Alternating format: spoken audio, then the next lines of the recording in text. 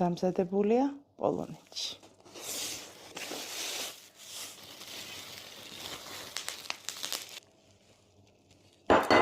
ძალიან მინერვიულე.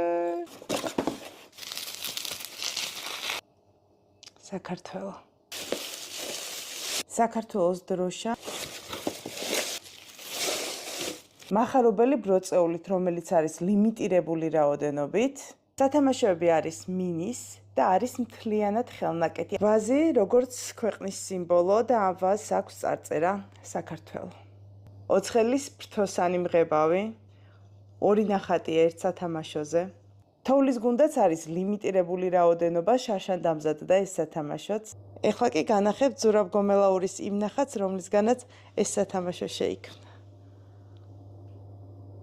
მახარობელი ბროწეულით.